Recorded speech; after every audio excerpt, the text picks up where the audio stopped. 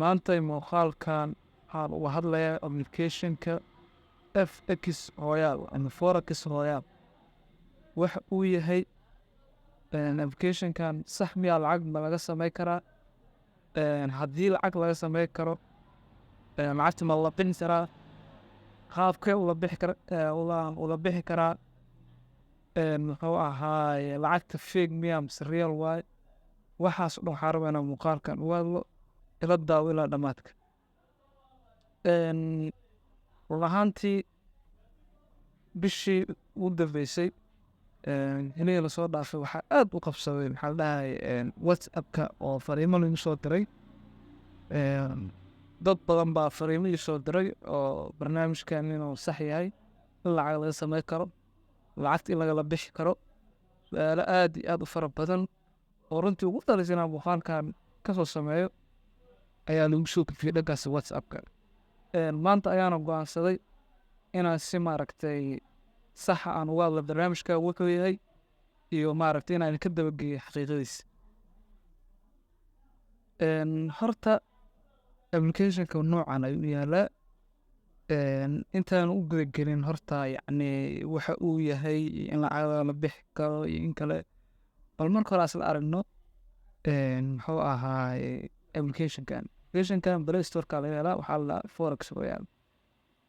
Marka application ku dhufatid wuxuu markuu warayso wuxuu ku leeyahay luqadda dooro. Luqadda marka English ayaa dooranaya. Wuxuu ku leeyahay your personal trading kingdom. Wuxuu ku leeyahay next ayaa dhahaysaa next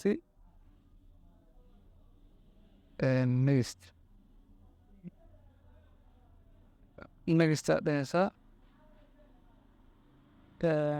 Application-kan saa u jeedid automatically balance-iga hadda waxaa waa 10K waan. Marka application markaa saa ula soo degtid balance-igaaga waa noqonaya 10K. Okay. Marka application-kan wuxuu qeybo badan u kooban yahay, waxyaabo badan uu leeyahay. Qaybtan waxaa waaye muxuu ahaay trade-yada oo kale meelahan oo yacni hadda wuxuu muujinayaa Bitcoin-ka iyo USD qiimaha marayso. Marka suurax waqtiga iga ruxmaaday balse aan sii soconaynaa. Trade-yada halkan ay kaga soo muuqanayaan. Halkanna waxaa waaye waa charts-kii. Halkanna waxaa waaye tartama daarjinaashiga bashid oo dad kale traders baa maaragtay tartan way galaysaan. Muxuu ahaay tartankaas ka qayb galaysaan kadibna hadiyado ay ku guulaysanaysaa. Haddii aad tagno meeshan waxaa waaye haddaa isdiiwaan gelisid application-kan oo tusaale ahaan oo kale Gmail-ka oo fanaxtida oo saa ku jiraa isku diiwaan gelisid waxaa helaysaa 4,000 ayaa ku dhacayso. Wuxuu ahaay balance-igaaga tusaale ahaan marka kuwa application-ka aad soo dejinayna 10,000 ayuu ahaay 14,000 saas ku noqonaya. Waxaa kaloo xusid mudan halkan wuxuu ku siinaya statistics-ka account-kaaga 10K waa balance-iga, points-ka trade-yada ku jirtid, muxuu ahaa achievement-iga aad gaartay. Waxyaabahaas oo ku siinaya kule data-da yacni oo ku siinaya personal data information ayuu ku siinayaa. Fahantay? Marka qaybtan oo yacni haddaad taabatid oo kubadda camal u samaysan waxaa waaye application-kan dhexdiisa waxaa iibsan kartaa gaari, guri, doon ayaa iibsan kartaa. Tusaale ahaan oo kale haddii aan balasta aad taabto ku leeyahay gaarigan iibso $1,000 waa marka purchase hadaa dhaho gaari ay soo baxaya. Haddii aan hoos guri aan doorto 2,000 ay iga baxayso asina sidaas oo gurigii ku gatay. Haddii aan doorto ayadana kule congratulation abaalmarin oo ku siinaya reward oo ku siinaya maadaama doon iyo wax saan gatay.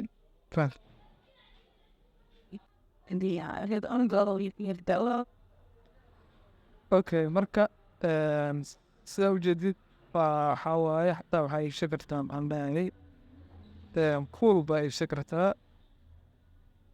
waxyaaba badan baa application iska dhex iibsan kartaa. Okay, marka muxuu ahaay hadda balansigayga maadaama aan gatay gaari iyo waxyaabaas aan gatay 9,000 automatical lacagta ay 9,000 ku hartay. Ma fahantay applicationka magaciisa ka waxaa jiro challenges aad qayb gaadad kartid, bonusaa jiro, property hanti guurtaa, waxyaaba badan oo leeyahay. waa yacni tusaale ahaan waa adoo ganacsi ku jira camal oo yacni joogtidoo kale maxaa la dhahay meel ganacsi adoo shaqaysanay sidoo kale guryi waxyaabaas aad ka iibsan kartid. marka applicationkan marka wuxuu haddii aad taabkan aa furto qayb waxaa jirta premium oo lacag aad bixinaysaa $10 camal bishii bixinaysaa. xayeysiime iyo waxaas ma arkaysid. muxuu ahaay waxyaaba badan oo benefits aa ka helaysaa. invite friend haddaa qof aa ku casuuntidne oo applicationkan qof aa u dirtid waxaa ku xusan 5,000 per friend, 5,000 ayaa markaas ku xusan. Okay, marka applicationkan marka waxaa muhiimadiisa lacagtaan lacag real miya ma la bixi karaa ayaan rabaa inaan markaan aan idinla wadaago. Horta intaan idinla wadaagin in lacagta lagala bixi karo in kale marka hore waa maxay applicationkan muhiimadda aad usoo dhaadhaceena. applicationkan waa trading simulator waaye, yacni waa game waaye. gamekaas yacni wuxuu maaragtay waa game lagu talagalay qofka inuu maaragtay ku practice gareeyo tradingka. marka inaa fahanteen aan rajeynaya. wuxuu leeyahay challengeyo waxyaaba badan uu leeyahay. marka lacagtan halkan balansiga ka muuqatana ma ahan lacag real ah oo waa lacag virtual ah, virtual money ama lacag oo yacni aan sax ahayn oo run aan ahayn waaye. marka applicationka marka ma ahan wax ama application oo qofku lacag ka samayn karo oo yacni lacagtaas ma una bixi karo ma ahan. inaa fahanteen isku day. yacni lacagta halkan ku jirto waa lacag diima ah ama oo yacni lagu talagalo qofku inuu ku practice gareeyo tradingka. waana qaab oo fan ah, yani qaab baashaal ah. ma fahantay waxyaaba aad samaysid waxyaaba baabuur iyo waxyaaba virtual ku iibsan kartaa laakiin ma aha it's not real asset. ma fahantay maadaama wuxuu game inay yihiin lacagtan taa lacag virtual ah way adag tahay inaad lacag ka saarto absolutely. lacag kale ma bixi karto applicationkan. inaa fahamteen ayaa rajeynaya. lacag aa kala bixi kartaa habeeraatee malaha. haddaba waa maxay marka faa'iidada uu leeyahay haddii maaragtay waxaan real ay sameeyaan lacagna aan lagala bixi karin faa'iidada ku jirta maxay tahay. haddii aniga fikirkayga ka hadlo faa'iidada ku jirta waxaa waaye horta qofkii rabo inuu forex yacni real forexka saxda ah qofkii rabo inuu maaragtay hadda raadinayo inuu maaragtay uu bilaabo ama qaab uu ku barto raadinayo applicationkan oo kale waxaa waaye waa good starting point waa yani maadaama uu ku practice gareynayo yacni suuqii oo tusaale ahaan oo kale currencies-ka caadiga ee suuqa forex qiimayaashoodii buy iyo sell uu sameynayaa qofkii lacag virtual buu khasaarayaa lacag virtualna uu faa'iidayaa laakiin ma ahan difference waxaa waa real ma ahan. marka waa risk free waaye qofka yacni wax oo hadda uu ku khasaarayo ama uu ku faa'iidaa ma waa wax risk free ah. midda labaad waxaa waaye qofku wuxuu ku baranaya sida loo manage gareeyo financeska ama lacagaha. maadaama challenge ay ka qayb qaadanaysid waxyaabo guryi waxyaabahaasi baabuur aad iibsanaysid qofka rabo inuu financial educationkiisa kor u qaado sare ayuu u qaadi karaa educationkan